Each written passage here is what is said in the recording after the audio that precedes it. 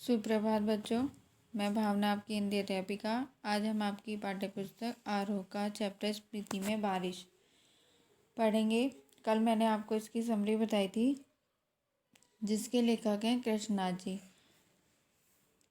जिसमें कृष्णनाथ जी ने यात्रा अनुभव का लेखा जोखा दिया है। मैंने आपको बताया था ये उनका एक यात्रा वृत्तांत है। ये गद्य की एक विधा होती है जिसमें लेखक जिस जगह की यात्रा करता है, उस यात्रा का जो अनुभव करता है, उसका वर्णन हमारे सामने प्रस्तुत करता है। तो ऐसे ही कृष्णनाथ जी ने भी स्मृति में बारिश जहाँ पर उन्होंने यात्रा करी, तो एक सरल सीधी भाषा में उसका आकर्षक वर्णन हमारे सामने प्रस्तुत किया है। तो सबसे पहले मैं वहाँ के संचार साधनों का प्रभाव बताती हूँ कि वहाँ जो पहाड़ी इलाके में है, तो वहाँ पे जब संचार का साधन किस प्रकार लेखक ने देखा।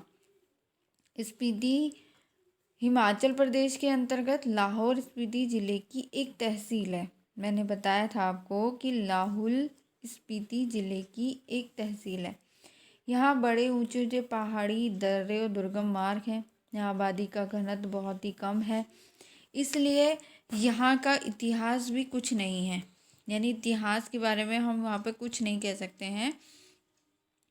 यह प्रदेश संचार के साधनों से जुड़ा नहीं है। यहाँ का राजा आज भी वायरलेस सेट के द्वारा केलंग और काजा से संपर्क साधता है। प्राचीन काल में स्पीति भारतीय साम्राज्य का अंग रही है। जब ये छोटे बड़े साम्राज्य टूटे, तब यह स्वतंत्र रही। यहाँ कभी लद्दाख, कभी कश्मीर, कभी बुशहर, कभी कुल्लू मंडल में रही। कुछ समय तो ये ब्रिटिश राज में भी रही, परंतु रही सदा स्वतंत्र। यहाँ जब भी किसी राजा का संदेशवाहक आता, तो उसके आते जाते आधा बसंत बीत जाता था। यहाँ के लोग जोरावर सिंह जैसे आक्रमणकारी से बचने के लिए या डायनामाइट की आवाज़ से भय खाकर चकमा का तना आंख बंद करके पकड़ लेते या एक दूसरे को कसकर पकड़ लेते। यह उनकी सुरक्षा रीति है। अब हम आगे जनसंख्या के बारे में पढ़ेंगे। विरल जनसंख्या, ये प्रशासन।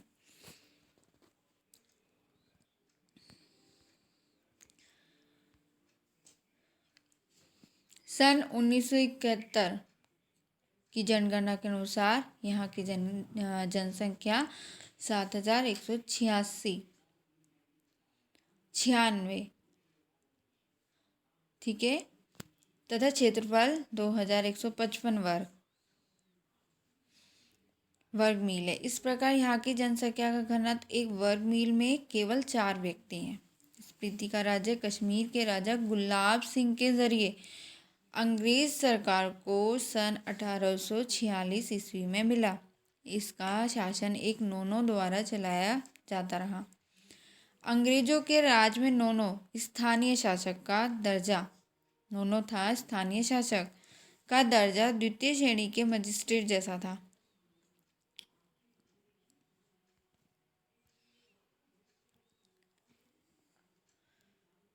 उनका नाम माल गुजारी वसूल करना, छोटे छोटे फौजदारी मुकदमों का फैसला करना था। सन 1960 ईस्वी में स्पीति को पंजाब का तथा सन 1966 ईस्वी में हिमाचल प्रदेश का अंग बना दिया गया। यह स्वतंत्र भारत का सबसे दुर्गम क्षेत्र है। अब वहाँ का कठोर पर्यावरण, कि वहाँ का पर्यावरण किस प्रकार का था। स्पीति है चारों दुर्गम पहाड़, जिसकी औसत ऊंचाई 18,000 फीट है। ये पहाड़ स्पीति को तिब्बत, लाहौर, किन्नौर, लद्दाख से अलग करते हैं। इसकी मुख्य नदी स्पीति है, जो 16,000 फीट की ऊंचाई से निकलकर तिब्बत से होती ही बुशहर और किन्नर होते हुए सतलुज में जा मिलती है। इसके साथ पारा और पिन नाम की नदियों की घाटी भी है, परंतु केवल स्पीति घाटी की आबाद है। यहाँ के लोग फिर भी 8-9 महीने पड़ने वाली भीषण ठंड के कारण सारी दुनिया से कटे रहते हैं। ठंड से बचने के लिए तथा घर को गर्म करने के लिए लकड़ी का जलावन भी वहाँ नहीं मिलता। फसल भी वर्ष में एक बार ही होती है, इसलिए ये विचार मन में बना ही रहता है कि आखिर लोग यहाँ रहते क्यों हैं। धर्म या जन्मभूमि के मोहवश या विवशतावश या फिर अकारण ही, कि जब वहाँ पे लोगों को इतनी परेशानी होती है तो फिर भी वहाँ के लोग वहाँ इतने कठिनाइयों को झेलते हुए भी वहाँ क्यों रहते हैं। लेखक के मन में ये विचार उत्पन्न होता है कि ऐसा यहाँ पे क्या है कि लोग यहाँ पे रहते हैं। देखो इतने लोग भी कैसे बसे हुए हैं। मैंने जब इस प्रीति में विपत्ति बताई तो लोगों ने यही पूछा कि आखिर तब लोग वहाँ रहते क्यों हैं। 8-9 महीने शेष दुनिया से कटे हुए हैं, ठंड में ठिठुर रहे हैं, सिर्फ एक फसल उगाने, लकड़ी भी नहीं है, फिर घर गर्म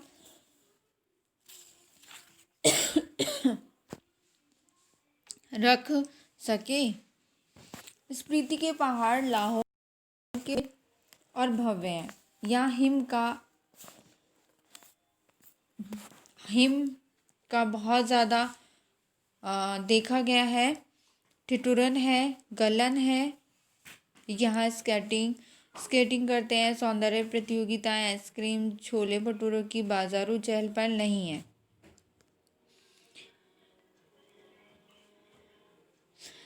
जिसे लोग हिमालय समझने की भूल करते हैं, वह तो हिमालय का कुछ भी नहीं है, हिमालय के बराबर वो कुछ भी नहीं है। रोहतांग जोत के पास मध्य हिमालय है, इसी में लाहौर स्पीति की घाटियाँ हैं। श्री कनिंगम के अनुसार लाहौल की समुद्र तट से ऊंचाई 10,535 फीट और स्पीति की समुद्र तट से ऊंचाई 12,986 फीट है। ठीक है बच्चों, तो नेक्स्ट हम आगे लेसन करेंगे जिसमें मैं आपको निक वातावरण यानी वहाँ का और क्या क्या वातावरण के बारे में लेखक ने हमारे सामने प्रस्तुत किया है। वहाँ की ऋतुएं, मानसून का ना पहुँचना, वर्ष में एक फसल, स्पीति में बारिश का सुखद अनुभव। इन पॉइंटों के द्वारा हम चैप्टर को पूरा करेंगे। Thank you.